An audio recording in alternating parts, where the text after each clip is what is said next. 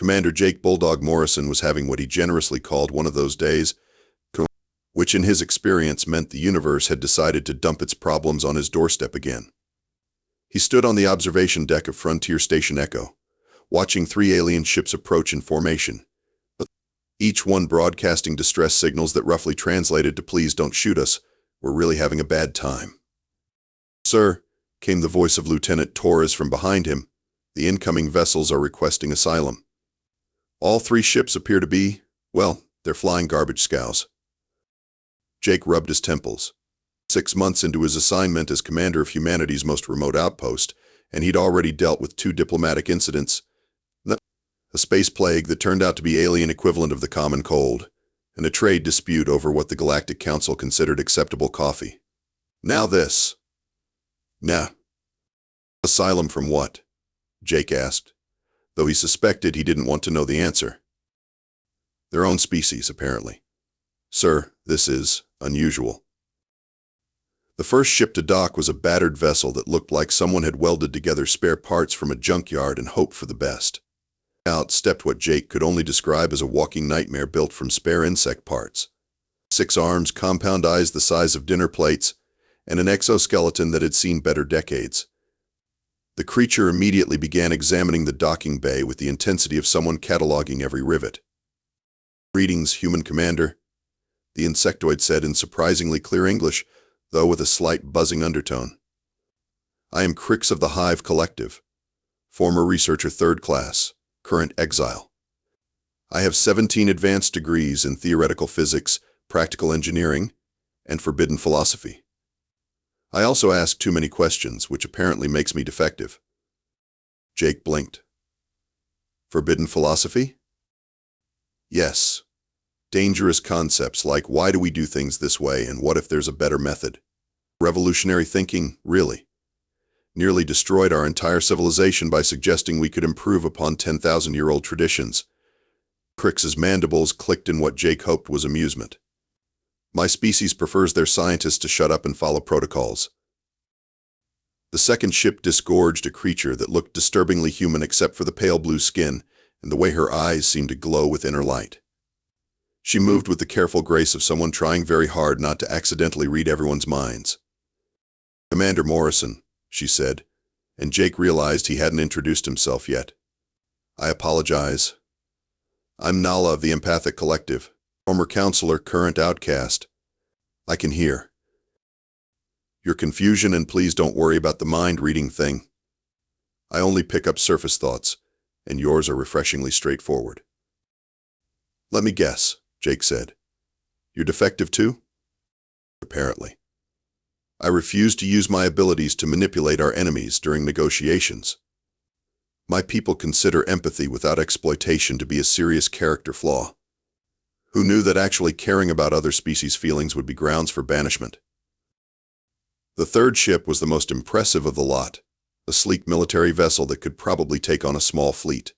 From it emerged what Jake could only describe as 8 feet of pure muscle, wrapped in ceremonial armor. The creature looked like evolution had specifically designed it to win fights, which made its nervous, almost apologetic demeanor distinctly surreal. "Honorable human," the giant rumbled. "I am Grunk of the War Clans, former general, current shame to my lineage. I have committed the ultimate dishonor of my people." Jake waited. In his experience, alien ultimate dishonors ranged from accidentally using the wrong fork at dinner to accidentally destroying entire star systems, which was. "I suggested we try talking to our enemies before shooting them." Grunk's massive shoulders slumped. 47 successful military campaigns, and I throw it all away by asking if maybe we could resolve conflicts without bloodshed. My own clan voted to exile me. Unanimously. Jake looked at his 3 unexpected guests. A scientist too curious for his own good, a telepath with ethics, and a warrior who preferred peace. In the broader galactic community, these were apparently considered defective specimens unfit for civilized society. "Torres," Jake called over his shoulder, "prepare quarters for our guests.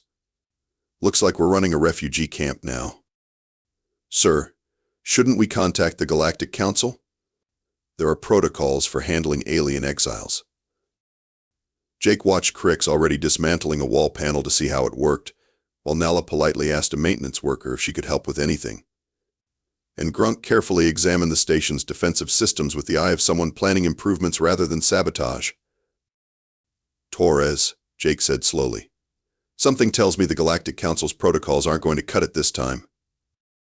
3 hours later, Jake found himself in the station's mess hall listening to what had to be the most depressing collection of backstories outside of a support group for displaced dictators.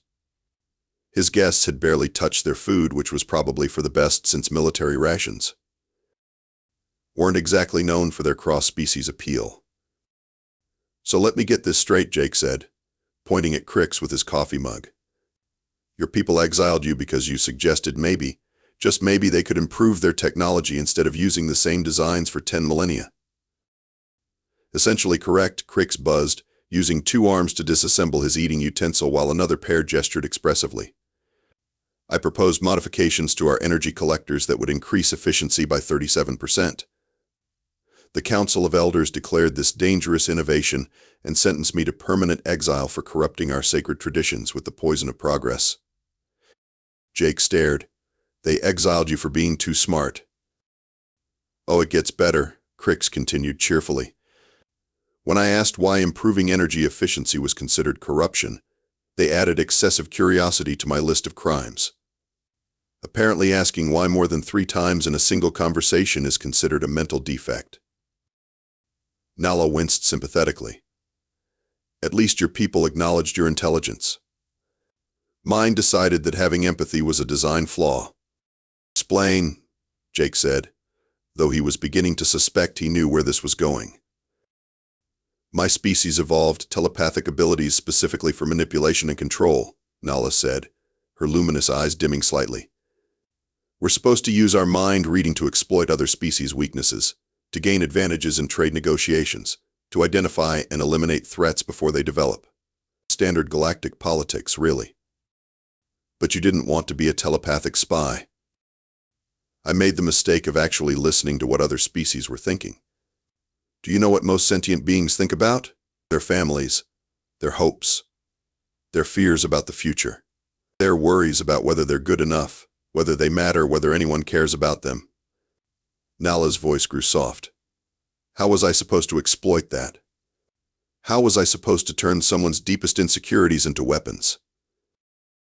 Jake felt an uncomfortable twist in his chest. He'd been on the receiving end of enough galactic negotiations to know exactly what she meant. So I started helping instead, using my abilities to provide comfort, to offer genuine understanding, to actually solve problems instead of creating them. My superiors called it weaponized dysfunction and declared me mentally unfit for service. Grunk, who had been quietly demolishing a protein bar with the delicacy of someone defusing a bomb, cleared his throat. Your people sound pleasant compared to mine. Let me guess, Jake said. You're too violent? Too peaceful. Grunk's laugh sounded like rocks grinding together. The war clans have a simple philosophy. If you can solve a problem by hitting it, why waste time with anything else? I was their most successful general because I was very, very good at hitting things. Won every campaign, conquered 17 systems, brought great honor to my clan. Sounds like a success story. Until I realized that most of our enemies were just species trying to protect their homes from us. Did you know that the Crystalline Confederacy we conquered last year was actually a group of scholars trying to preserve their dying language? They weren't military threats. They were librarians. Jake set down his coffee. You felt bad about conquering librarians. I felt bad about conquering anyone, but librarians were the breaking point. So I tried something radical. I asked our next target if maybe we could work out our differences through negotiation instead of orbital bombardment. Grunk's expression grew distant. Turned out they were more than willing to share their mining rights in exchange for protection from actual threats. Everyone won.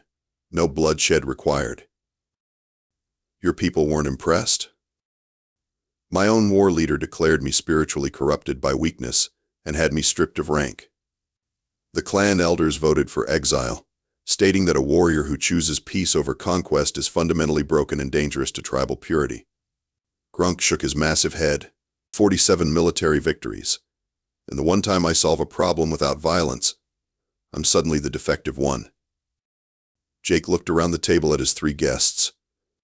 A scientist punished for being too innovative, a telepath exiled for being too ethical, and a warrior cast out for being too reasonable. In any sane universe, these would be considered positive traits. So Jake said slowly, "Let me make sure I understand the situation. The three of you have been declared defective by your respective species for displaying curiosity, empathy, and a preference for peaceful solutions." "That about covers it," Krix said cheerfully. "And now you're here because Nala said quietly, we heard humans were different. We heard you actually value these things."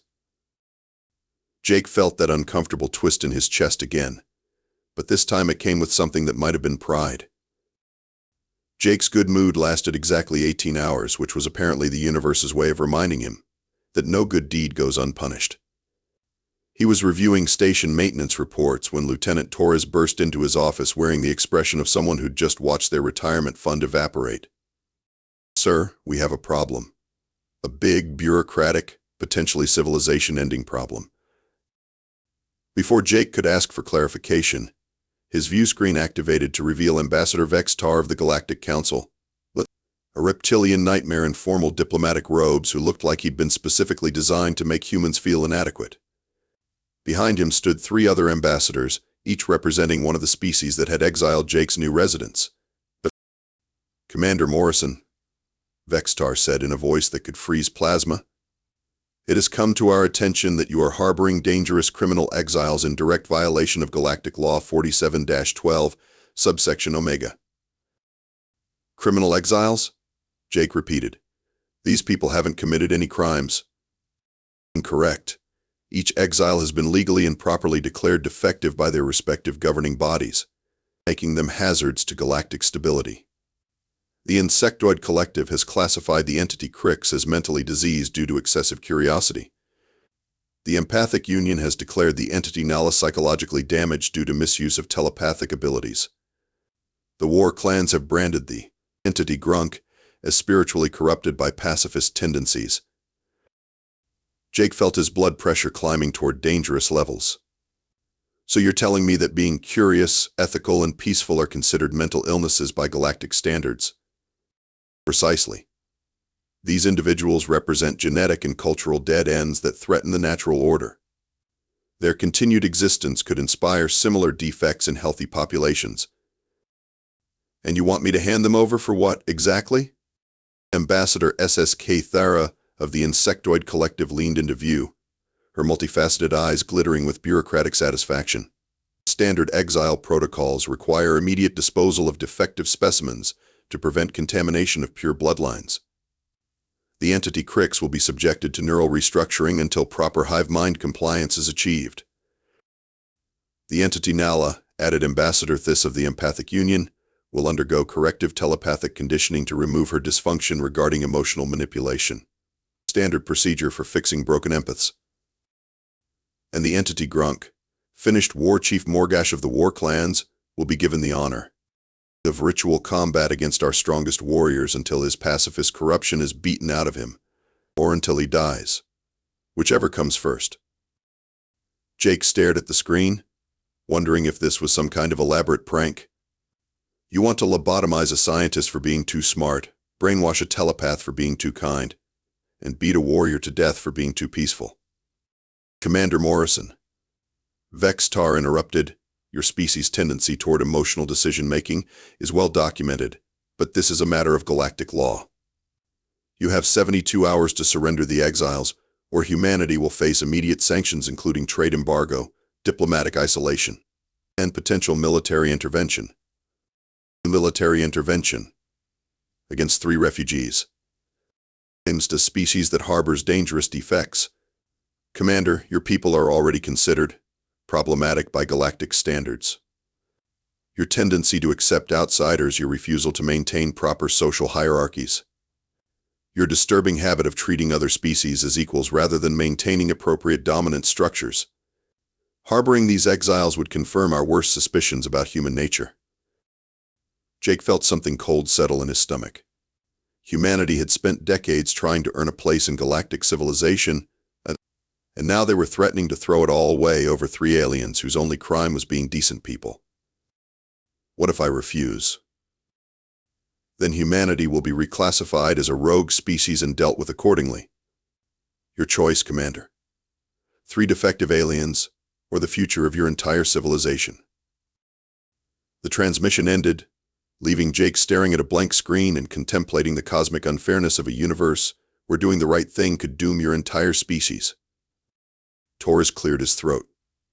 Sir, orders? Jake looked out his office window at the docking bay, where he could see Krix enthusiastically explaining something to a group of fascinated engineers while Nala helped mediate a dispute between 2 crew members. And Grunk carefully tended to the station's hydroponic gardens with the concentration of a master artist. Get me a secure channel to Earth Command, Jake said finally. And Torres? Start making a list of every defective alien we've ever encountered. Something tells me we're going to need all the help we can get. The emergency staff meeting looked like the setup for the galaxy's worst joke. Jake sat at the head of the conference table surrounded by his senior staff, 3 alien exiles and a whiteboard, covered in increasingly desperate ideas that had been crossed out in red ink. Okay, Jake said. Let's review our options. Option 1, we hand over our guests and spend the rest of our lives knowing we fed 3 innocent people to the galactic meat grinder. Unacceptable, said Chief Engineer Rodriguez without hesitation. Option 2, we tell the Galactic Council to stuff their ultimatum, where their sun doesn't shine, and prepare for economic sanctions that will probably starve half of humanity. Also unacceptable, added Dr. Kim from Medical. Option 3, we run away to the edge of the galaxy and start our own civilization with blackjack and hookers. Tempting, Torres muttered, but impractical. Krix, who had been quietly disassembling and reassembling a datapad during the entire meeting, suddenly clicked his mandibles. May I suggest option 4? Please. At this point, I'm open to interpretive dance if it'll solve our problems. What if we prove that we so-called defects are actually valuable? What if we demonstrate that our flaws are actually assets that benefit galactic civilization? Science Officer Park leaned forward. Explain. The Galactic Council operates on the assumption that conformity equals stability and deviation equals danger. But what if we could show them that diversity of thought leads to better solutions? What if we could solve problems that their conventional approaches can't handle? Nala's eyes brightened. I can sense the council members' frustration levels during negotiations. They're constantly dealing with disputes they can't resolve because everyone approaches problems the same way. And I know which conflicts they're failing to address, Grunk added quietly. Military intelligence from my campaigns. There are 17 active territorial disputes that have been deadlocked for decades because both sides keep using the same aggressive negotiation tactics. Jake felt the first stirring of what might charitably be called hope. You're suggesting we become problem solvers. More than that, Krix said, his compound eyes glittering. We become the problem solvers they can't do without. Show them that our defects make us uniquely qualified to handle situations their perfect conformist citizens can't touch. It's crazy enough to work, Rodriguez said slowly. The Council's been struggling with the mineral rights war between the Silicon Syndicate and the Carbon Collective for 6 months now. Both sides are locked in traditional resource negotiation patterns, Grunk noted. Honor-based posturing, territorial displays, economic pressure. Classic military thinking applied to civilian problems. But what if we approached it differently? Nala suggested. What if we actually listen to what both sides really want instead of what they claim to want? Jake looked around the table at his increasingly excited staff and guests. You're all insane. You know that, right? Sir, Torres said with a grin. We're humans. Insane is what we do best.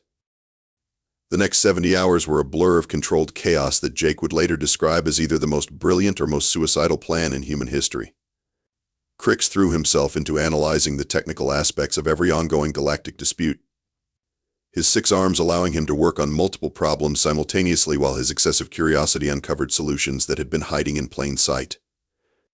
Nala used her empathic abilities to identify the real emotional drivers behind political conflicts, revealing that most irreconcilable differences were actually misunderstandings wrapped in layers of pride and fear.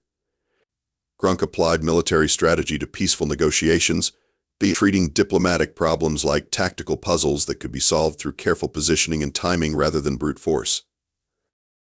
The results were spectacular. The Silicon Syndicate and Carbon Collective dispute was resolved in 6 hours once Nala identified that both sides were actually worried about the same thing, being absorbed by larger galactic powers. Krix designed a joint mining operation that benefited both species while Grunk negotiated security agreements that protected their independence. By the time Ambassador Vextar returned for his answer, Jake's team had quietly resolved 4 major galactic conflicts and 2 minor trade wars that had been considered unsolvable. Jake smiled as the reptilian ambassador's face appeared on his view screen. "Ambassador, do you have a minute to talk about your diplomatic failure rate?" Vextar's expression could have flash-frozen a star. "Commander Morrison, your 72 hours have expired. Surrender the defective aliens immediately, or face the consequences." "Actually," Jake said, leaning back in his chair with the confidence of someone holding 4 aces, "I'd like to propose a counteroffer. What if I told you that these defective aliens just solved 6 problems your council has been struggling with for months?" "Impossible. Defective specimens cannot contribute meaningfully to galactic civilization." "Funny thing about that." Jake activated his data display, showing the recent diplomatic successes. The silicon-carbon dispute? Resolved. The frequency wars between the energy beings? Solved. The trade negotiations between the plant people and the rock people that have been deadlocked for 3 years? Wrapped up with a bow. The 3 species ambassadors behind Vextar began muttering among themselves in their respective languages, and Jake caught enough to know they were essentially saying variations of "oh crap." "These victories are irrelevant," Vextar declared, though his voice carried slightly less certainty. "Defective specimens must be eliminated regardless of temporary usefulness." That's when the universe decided to provide Jake with the ultimate cosmic coincidence. His emergency alert system activated, broadcasting a Priority 1 distress signal that made every screen on the station flash red. "Commander Morrison," came the panicked voice of Galactic Emergency Services. "We have a catastrophic situation developing in the neutral zone. The ancient Guardian network has reactivated and is targeting inhabited systems for sterilization. All conventional diplomatic and military responses have failed. Estimated time until first planetary bombardment, 6 hours. Jake looked at his screen where Ambassador Vextar had gone an interesting shade of pale green. "Gentlemen, it seems we have a problem." The Guardian network was a relic from some long-dead civilization that had apparently decided future galactic development should be strictly regulated. For the past 3 centuries, it had remained dormant, but something had triggered its reactivation. And now it was systematically identifying evolutionary dead ends and stagnant civilizations for elimination. "Our best military strategists are baffled," Vextar admitted, his diplomatic composure cracking. "The network's logic patterns are unlike anything in our databases. It seems to be judging species based on criteria we don't understand." Jake glanced at his 3 defective guests, who were already huddled together analyzing the incoming data streams. "What if I told you I had a team that specializes in thinking outside conventional parameters?" "Commander, this is not the time for human arrogance." "Ambassador, this is exactly the time for human arrogance." Jake stood up. "Give me and my team 6 hours with this problem.